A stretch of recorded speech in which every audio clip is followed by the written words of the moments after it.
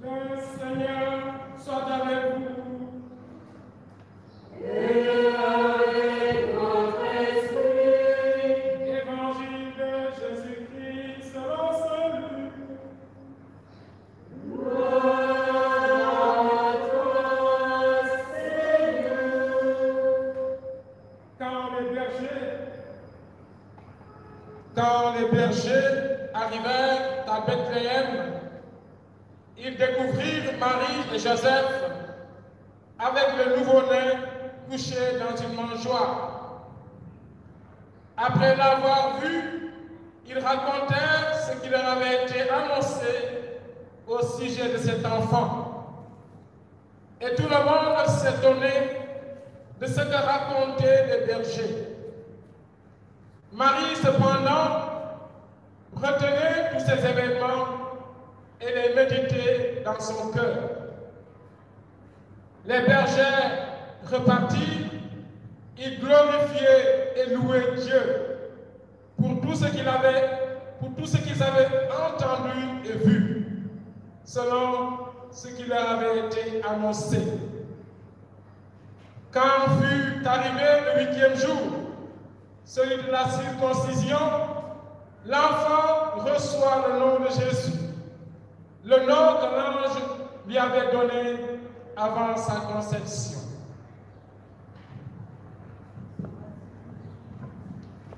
Yesu akalia, Yesu akalia, Yesu akalia, Yesu akalia, Yesu akalia, Yesu akalia.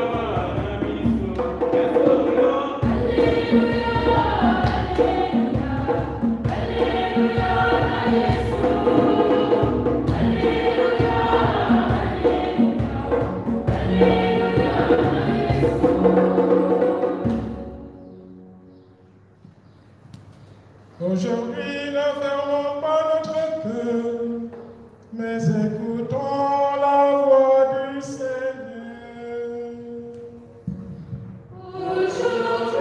Aujourd'hui, ne fermons pas notre cœur,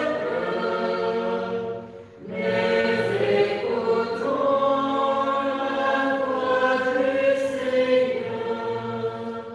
Oui, aujourd'hui, mon frère, ma soeur en Christ, toi qui es dans cette église, mon frère et soeur en Christ, toi qui nous suis sur les réseaux sociaux, mon frère et soeur amis croyants,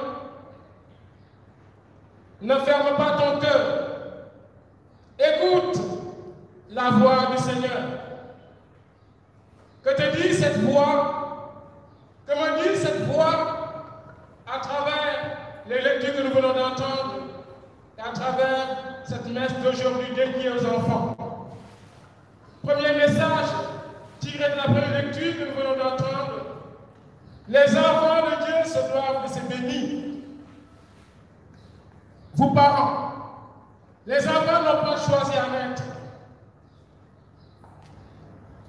Et puisque Dieu vous les a donnés, n'oubliez jamais de les bénir, d'obéir au Seigneur qui a dit dans la première lecture: voici comment les enfants se béniront. Voici comment Aaron et ses descendants béniront les fils d'Israël. Deuxième message tiré de cet événement, de ce jour, notre messe en faveur des enfants. Chers parents, vos enfants sont des mines que Dieu vous a confiées. Des mines à aller de l'avant. Et vous, enfants, prenez conscience que vous êtes des grains. Et lorsque vous accepterez que vos parents en prennent soin, vous irez de l'avant. Lorsque la graine sous terre accepte à ce que le jardinier s'en occupe, à coup sûr, cette graine lui a bien poussé et portera du fruit. Jésus en est l'exemple. Tout petit, il était Dieu, il est Dieu toujours. Tout petit, il s'est laissé faire par papa Joseph et maman Marie. Voici les axes de méditation de ce jour. Premier axe, la bénédiction est un droit pour les enfants. Droit à l'éducation, c'est vrai. Droit à la santé, c'est vrai. Droit à la vie, c'est vrai. Mais souvent, nous négligeons ce droit de l'enfant, droit à la bénédiction de ses parents. Il n'est pas normal que tout au long d'une journée, le parent ne passe pas à bénir son enfant. Lui dire bon voyage, c'est très bon. Lui dire bonne journée, c'est très bon. Lui souhaiter bonne nuit, c'est très bon. Mais il y a mieux. Appeler la bénédiction du Seigneur sur lui. Bonne journée, bonne nuit, bon voyage ne sont pas des bénédictions. C'est des souhaits humains. Mais quand un parent ouvre la bouche pour dire à son enfant que Dieu te bénisse, que Dieu t'accompagne dans ton voyage, que Dieu soit avec toi dans ta journée, que Dieu t'accompagne dans ton sommeil, voici Dieu qui se dit, voici un parent qui a compris que c'est moi seul Dieu, je suis véritablement Père et véritablement Mère. Je ne fais que déléguer mon pouvoir de mère et de père à ses parents. Et les voilà qui crient vers moi en faveur de leur progéniture. Alors mon Dieu, je suis ému, je vais m'exécuter en faveur de ces enfants. Alors chers parents, n'oubliez jamais de bénir vos enfants. Pas occasionnellement, mais permanemment, en permanence. Et ayez ce réflexe après avoir fini de causer avec eux au téléphone, de dire, mon enfant soit béni au nom de Jésus. Mon enfant, que Dieu te bénisse. Dans les SMS qu'on peut s'envoyer entre parents et enfants, n'oubliez pas d'ajouter, sois béni au nom de Jésus. Ou bien que Dieu te bénisse, mon enfant. Ce ne sont pas des paroles en l'air. C'est des paroles puissantes. Et l'Éternel Dieu nous l'a révélé dans cette première lecture. Le voilà qui dit, c'est ainsi que mon nom sera prononcé sur les fils d'Israël, et moi, je les bénirai. Quand on évoque la puissance de Dieu sur ses enfants, Dieu est fidèle à sa parole. Et qu'est-ce qu'il vient de dire dans cette première lecture? Et moi, Dieu, je les bénirai. Ça sous-entend quoi? Lorsque je n'appelle pas Dieu et sa puissance sur mon enfant, j'ai comme dit à l'Éternel Dieu, je ne veux pas ta bénédiction sur mon enfant. Or, il ne nous a pas donné cet enfant pour que nous le négligions, pour que nous le sous-estimions, mais pour que nous l'aidions à grandir, pour que nous l'aidions à avancer de l'avant. Cet enfant est une mine à explorer, une mine à ne pas rejeter. Regardez dans le monde du business, ceux qui ont des mines, ils s'en vont les explorer, ils s'en vont les utiliser, et ils se font beaucoup de bien avec ces mines. Ces enfants, c'est des mines. Chers parents, prenez conscience du bien que Dieu vous a accordé. Combien de mamans ou papas auraient aimé avoir des enfants? Et vous, vous en avez. Et quelquefois, qu'est-ce qui se passe? Vous les négligez, vous les violentez, vous les méprisez, vous les sous-estimez. Ce n'est pas pour cela que Dieu vous les a donnés. Il vous les a donnés pour que vous les chérissiez, pour que vous les aidiez à grandir, pour que vous les accompagniez sur le droit chemin, pour que vous les bénissiez. Une mine n'est pas à ignorer. Une mine n'est pas à laisser de côté. C'est une mine à approcher. Une mine à rentabiliser. N'oublie jamais, chers parents, que tu as avec toi un don de Dieu. Le don de Dieu, il est à soigner. Le don de Dieu, il est à sauvegarder. Le don de Dieu, il est à entretenir. Le don de Dieu, il est à protéger. Le don de Dieu est à surveiller aussi. Chaque fois que nous l'avons fait, le Seigneur est fier de nous, fier de mes parents. Voici parents. Jésus est fier. Et le voilà qui dit à son Père éternel, des parents du genre, Père, je suis fier de ce parent. Regarde comment il s'occupe de cet enfant que tu lui as donné. Père, bénis mille davantage. Plus vous bénirez vos enfants, plus Dieu vous bénit. C'est aussi un petit secret. Jésus a dit, chaque fois que vous l'avez fait à l'un de ces petits qui sont mes frères, c'est à moi, Jésus, que vous l'avez fait. Donc chaque fois que vous bénissez vos enfants, c'est Jésus que vous avez béni.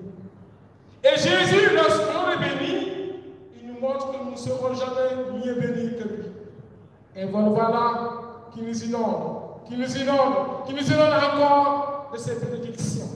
Qui d'entre nous n'aimerait pas être béni de Dieu? Personne. Nous tous, nous en voulons. Alors, parents, bénissez vos enfants. À longueur de journée, vous pouvez le faire. Ne soyez pas radins, ne soyez pas avares de bénédictions à leur endroit. Vous, enfants, la deuxième puissance n'est pas certainement pas une vertu que Dieu voudra vous voir vivre. Prenez conscience de ce que vous êtes. Vous êtes des talents enfouis et vous avez besoin de vos parents, de vos proches pour aller de l'avant. Seul, vous n'y arriverez pas. Les parents sont mis sur votre chemin pour vous accompagner. Et aucun d'entre eux, normalement, ne voudra votre malheur, mais votre bien. C'est pourquoi lorsqu'ils vous parleront dans le sens de votre réussite, de bien travailler à l'école par exemple, écoutez-les. Lorsqu'ils vous demandent d'éviter les mauvaises fréquentations, évitez-les, écoutez-les. Lorsqu'ils vous invitent à ne pas vous lancer dans des addictions, de la drogue, de l'alcool, du sexe, et que sais-je encore, écoutez-les. Lorsqu'ils vous invitent à fuir les déviances de la société, écoutez-les. Jésus savait écouter Papa Marie, Papa Joseph et Maman Marie. Il savait être obéissant. Cette obéissance apporte beaucoup. Dans nos familles, lorsque vous êtes désobéissants, et pendant cela votre frère ou votre soeur est plus obéissant, n'attendez pas point à ce que vos parents soient plus généreux à votre endroit. Plus vous les désobéissez, moins vous recevrez d'eux. Plus vous les obéissez, plus vous recevrez d'eux. Prenez également conscience que vous n'avez pas à vous sous-estimer. Il peut arriver que dans votre entourage, on vous sous-estime. Mais le Dieu, Père Créateur, ne vous sous-estime pas. Alors n'acceptez jamais de vous sous-estimer. Vous avez de la valeur aux yeux de l'Éternel Dieu. Vous avez du prix à ses yeux. Vous comptez, les enfants. Vous comptez énormément à ses yeux. C'est pourquoi Jésus, dans l'Évangile, lorsque ses apôtres voulaient renvoyer les enfants, leur a dit non, non, laissez venir à moi les enfants. Et lorsqu'ils sont arrivés, il les a bénis. Il les a beaucoup bénis. Alors pour réussir votre mission d'aider vos enfants, parents, pour réussir vous aussi enfants, d'aller de l'avant, souvenez-vous qu'il vous faudra faire équipe avec le Seigneur. Car il nous a révélé que sans lui, nous ne pouvons rien faire. Effectivement, Jésus nous a dit, sans moi, vous ne pouvez rien faire. Cela sous-entend quoi? Avec moi, Jésus, vous pourrez beaucoup faire. L'homme ne peut pas tout faire. C'est vrai que l'opposé de rien, c'est tout. Mais l'homme ne peut pas tout faire. C'est pourquoi Jésus dit, on peut continuer à dire, quand Jésus dit sans moi, vous ne pouvez rien faire. Il veut dire aussi, avec moi, vous pouvez beaucoup faire. Faire équipe avec Dieu, c'est s'assurer victoire après victoire. Car notre Dieu n'est pas un Dieu de défaite, mais de victoire. Notre Dieu n'est pas un Dieu d'échec, mais de réussite. Plus nous chercherons à faire équipe avec lui, plus nous sortirons victorieux devant tout obstacle en face de nous. Comment faire pour faire équipe avec lui? C'est crier vers lui, véritablement, avec foi, avec cœur pur, avec humilité. Car il a dit qu'il exauce la prière de l'homme qui a foi, de l'homme au cœur pur et de l'homme humble. Faire équipe avec le Seigneur. Faire équipe avec les meilleurs joueurs du monde, avec les meilleurs joueurs du monde, ne te donne pas toujours la victoire. En football, Messi a connu beaucoup de défaites. Pourtant, il fait partie des meilleurs joueurs. Ronaldo également est un très grand joueur, il fait partie des meilleurs. Il arrive que son équipe perde. Mais celui qui fait équipe avec Dieu ne perdra jamais. Dieu sort toujours victorieux devant toute situation difficile. Jésus, quand il avait rencontré l'homme de Jéricho, il a fait équipe avec lui et il est sorti victorieux contre la cécité. Quand il avait rencontré les lépreux, il avait fait équipe avec eux, ou les lépreux ont fait équipe avec lui, et ils sont sortis victorieux de la lèpre. Le paralytique, en criant vers lui, a fait comme équipe avec Jésus. Et il a bondi et marché. Marthe et Marie, sœurs de Lazare qui étaient au tombeau, ont fait équipe avec Jésus. Jésus leur a donné joie en voyant le frère ressuscité. À la pêche miraculeuse, les apôtres toute la nuit ont pêché, n'ont rien attrapé. Et voici Jésus qui s'amène, qui leur dit, jetez le filet à droite.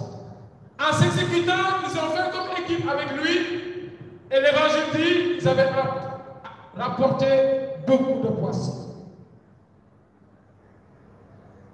Jésus est le même, hier, aujourd'hui, toujours, il ne changera jamais.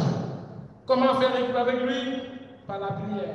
Comment faire équipe avec lui? Par le vécu de sa parole.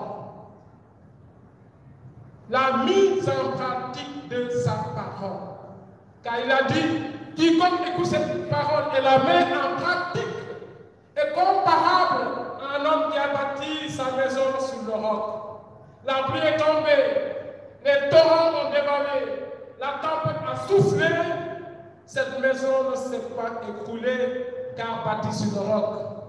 Il s'agit de quelle maison? Notre mariage est une maison. Notre famille est une maison. Notre travail est une maison. Tout ce que Dieu nous donne est comme une maison. Lorsque nous la bâtissons, cette maison, sur la parole de Dieu et sa mise en pratique, quelles que soient les tempêtes qui surgiront, cette maison restera solide. Vos études pour enfants sont des maisons. En écoutant le Seigneur dit, mettez-vous au travail. Lorsque vous l'exécutez, vous allez sortir parmi les premiers. Vous allez avoir de bonnes notes. Mais lorsque vous refusez d'exécuter, la parole de Dieu qui invite à se mettre au travail, à l'école, on y va pour travailler. Lorsque vous refusez de le faire, qu'est-ce qui se passe? Vous avez de mauvaises notes et à l'examen, vous échouez. Alors aujourd'hui, demande au Saint-Esprit de nous donner la grâce d'écouter et de mettre en pratique la parole du Seigneur. Que cette grâce nous soit accordée maintenant, tous les jours de notre vie et pour les siècles et siècles.